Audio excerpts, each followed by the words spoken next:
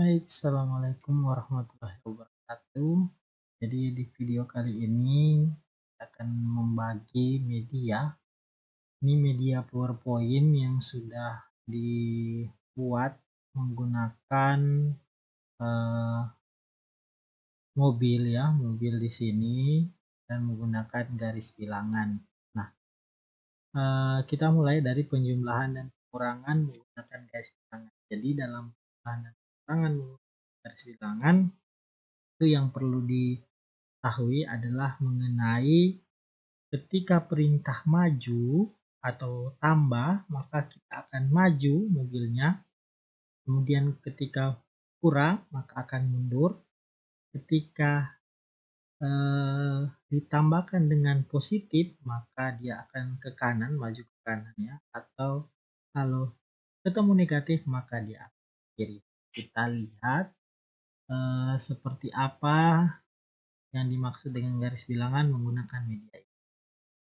Nah, di sini saya punya sebuah contoh yaitu min 3 ditambah 4 ya, sama dengan berapa? Nah, di sini kita bisa menggunakan sebuah garis bilangan. Kita mulai dari min 3, berarti mobilnya akan start dari min 3. Nah, mobilnya karena di sini tambah, maka sesuai dengan yang tadi, tambah itu maju, mobil ini akan maju. Tetapi sebelum maju, yang perlu diperhatikan adalah 4. Ya, dia ditambah positif 4. Karena positif, maka mobilnya ini akan menghadap kanan, tidak berubah bentuknya. Jadi dia akan maju 4 langkah. Nah, dia akan berhenti di mana? Nah, ternyata dia berhenti di 1. Sehingga min 3 tambah 4 sama dengan 1. Oke, baik. Kita lihat lagi contoh berikutnya. Min 3 dikurangi 4. Nah, sama, titik awalnya ini adalah min 3. Mobilnya berangkat dari min 3. Kemudian dikurang, berarti dia akan mundur. Kurang dengan 4. 4-nya di sini positif atau negatif? Nah, 4 ini positif ya. Yang ini tanda kurang. Jadi 4-nya positif. Jadi mobilnya tetap menghadap kanan, tetapi dia akan mundur karena kurang. Mundur 4 langkah.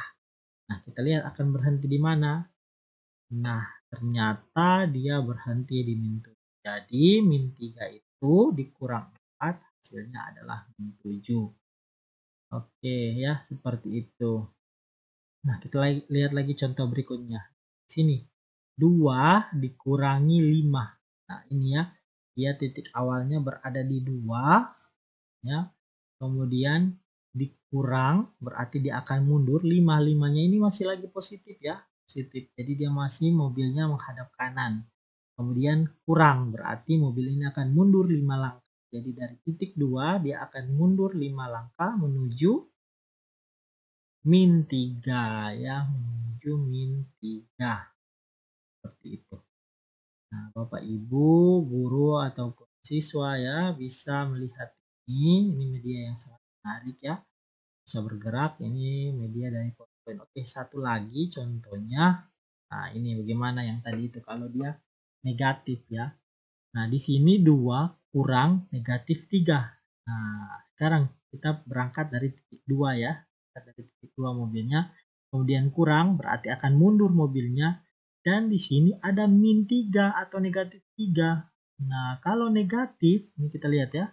Kalau dia positif hadap kanan, negatif hadap kiri. Jadi mobilnya yang tadi ini menghadap kanan akan menghadap kiri karena di sini ketemu negatif. Ya, negatif 3.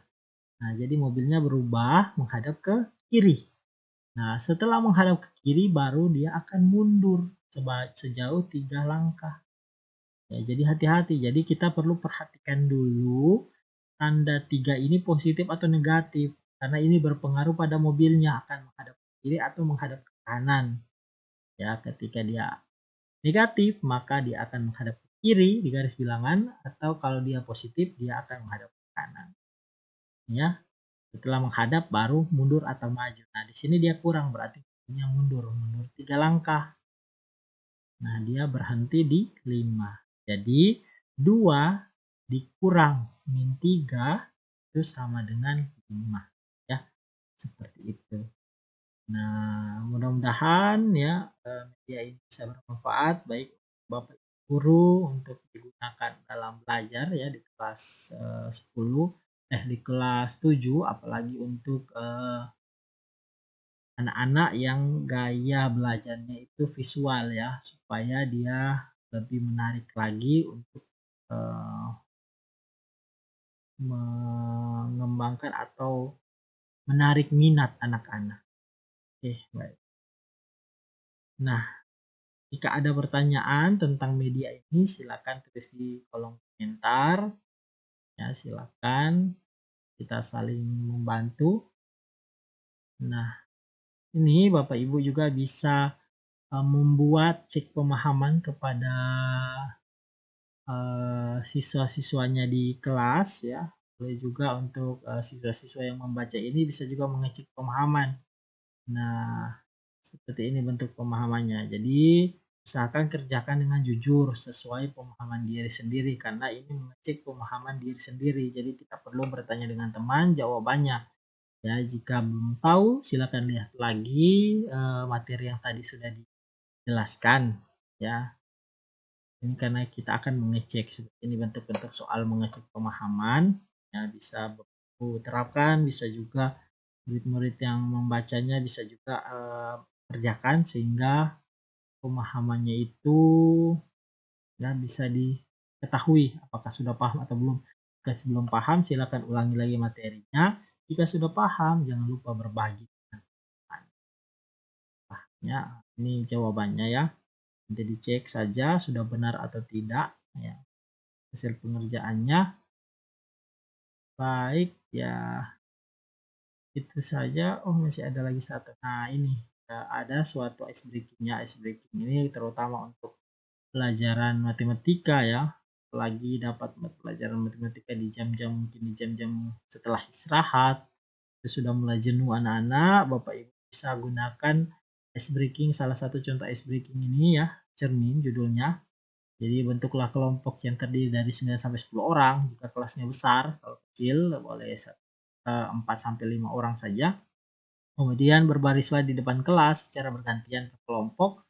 Orang pada baris pertama akan diperlihatkan kata kunci yang harus diperagakan kepada orang kedua. Selanjutnya orang kedua memperagakan kata kunci kepada orang ketiga dan seterusnya. Orang terakhir harus menjawab kata kunci tersebut dengan benar. Nah, dalam memperagakan dilarang mengeluarkan suara. Jadi salah satu ice breaking ini bisa memecah juga kebuntuan. Anak-anak jika kita mau beralih ya dari istirahat, mungkin Bapak Ibu masuk bisa gunakan ice breaking ini, atau anak-anak juga silahkan gunakan ice breaking ini bermain dengan teman. Nah, karena ice breaking karena menurut KHD kodrat anak itu bermain ya. Jadi boleh Bapak Ibu selingi penjelasan dengan ice breaking. Baik, itu saja. Semoga bermanfaat ya. Tolong bantuannya silakan tulis di komentar kira-kira materi apa saja yang perlu dibuatkan lagi. Sekian. Assalamualaikum warahmatullahi wabarakatuh.